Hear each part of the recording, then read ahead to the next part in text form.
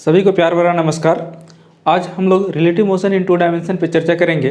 Relative motion इन 1 dimension पे चर्चा हो चुकी है। अभी रिलेटिव मोशन इन 2 डायमेंशन या रिलेटिव मोशन इन प्लेन हम 3 कंडीशन में पढ़ सकते हैं। एक जनरल रिलेटिव मोशन, दूसरा रैनमैन प्रॉब्लम और अंतिम में रिवर स्विमर प्रॉब्लम। एक एक करके बारी बारी से देखेंगे। आज का जो फोकस रहेगा मेन वो जनरल वाले पे रहेगा, यानी general relative motion in plane. अगर रिलेटिव मोशन की बात करें तो सबसे पहले हम लोग रिलेटिव वेलोसिटी निकालेंगे एक बॉडी ए का with respect to body B. जैसा कि 1 डायमेंशन में हम लोग इस बात पे डिस्कशन किए भी थे कि अगर हमको velocity of A with respect to B चाहिए तो सबसे पहले velocity of A minus velocity of B करना होगा। लेकिन ये प्लेन की चर्चा है, प्लेन में वेक्टर नोटेशन आपको यूज करना पड़ेगा। 1 डायमेंशन में तो 2 ही डायरेक्शन थे, इसलिए प्लस माइनस से काम चल जाता था। यहाँ पर तब relative velocity of A with respect to B vector is equal to velocity of A minus velocity of B, ऐसा कुछ लिखना पड़ेगा।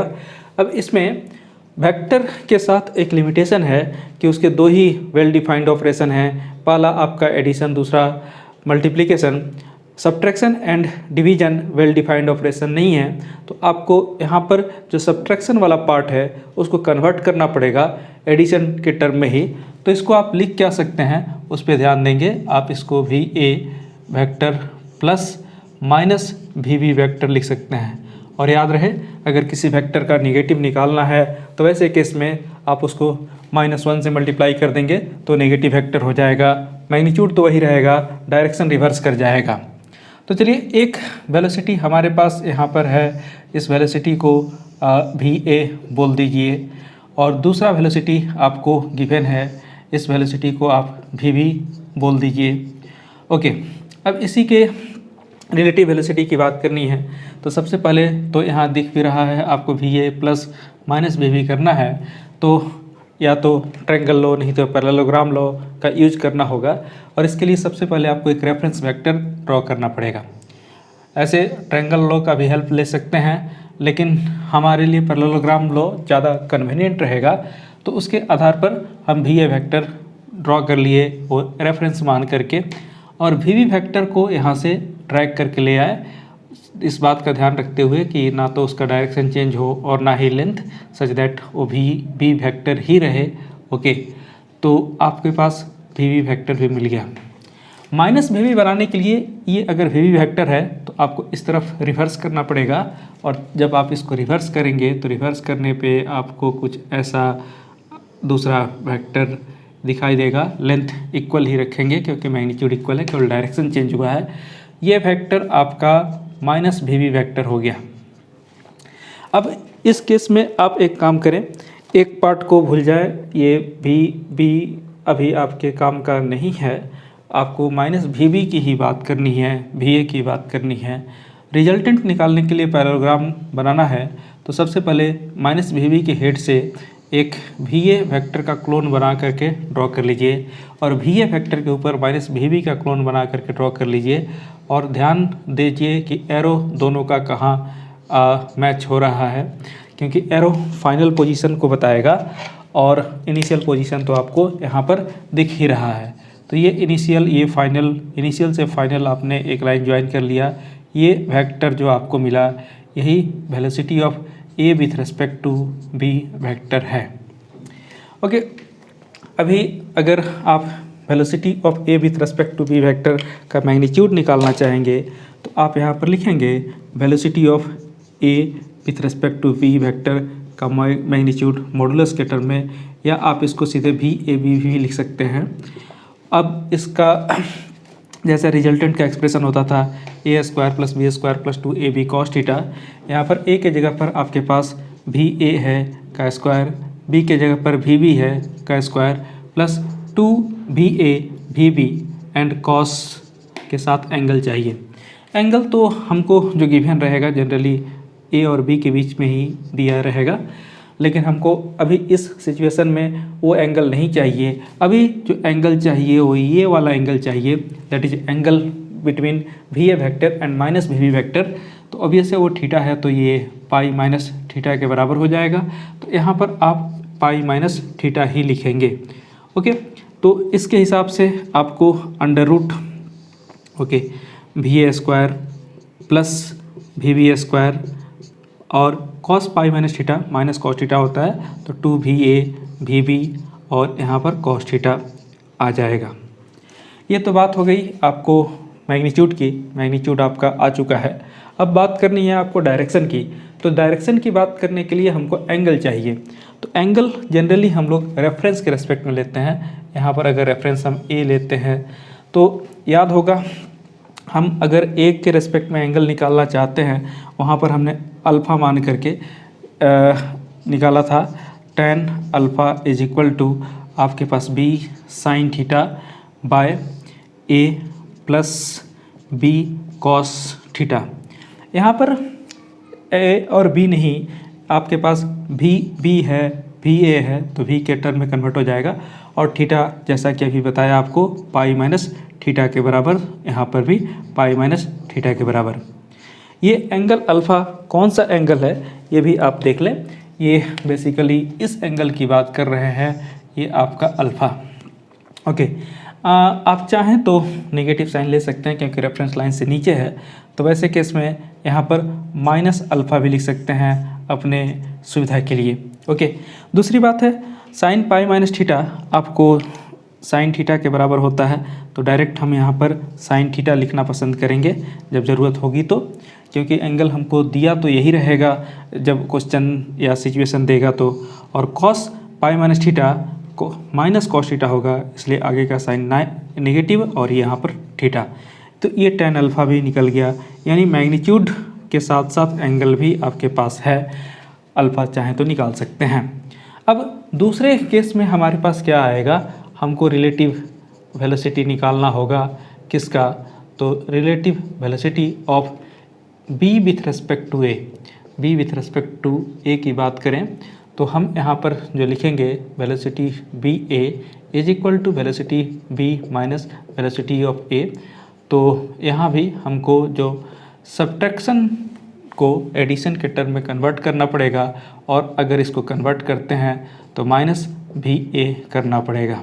ओके, वन सेकेंड, तब यहीं से जो वेलोसिटीज हमको दिए हुए थे उसको लेकर के ड्रॉ कर लेते हैं। हमको एक वेलोसिटी VA दिया हुआ था, VA को हमने यहाँ पर ड्रॉ कर लिया।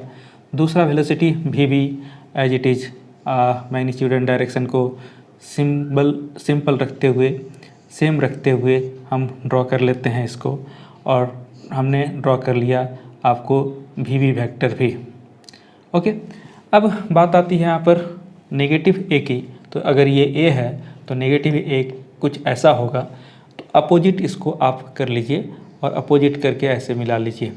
ओके, लेंथ और डायरेक्शन का ध्यान रखेंगे क्योंकि मैग्नीट्यूड उस पर डिपेंड करता है। अभी आप बात करें, हमको फिर पैरेललोग्राम बनाना होगा, तो ये आपका माइनस VA वेक्टर है और VB वेक्टर शो किया हुआ है, तो माइनस VA वेक्टर के हेड के ऊपर से VB वेक्टर ड्रॉ कर लीजिए जैसा कि वहाँ दिख रहा है। और एक काम और करना होगा, VB वेक्टर के ऊपर माइनस VA वेक्टर को ड्रॉ कर लेंगे।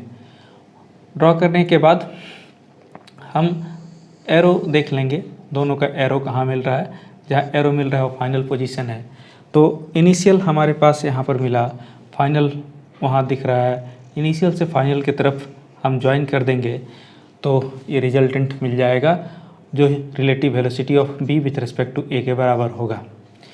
चलिए, यहाँ भी अगर मैग्नीट्यूड की बात करें तो हम लोग को मैग्नीट्यूड निकालना होगा।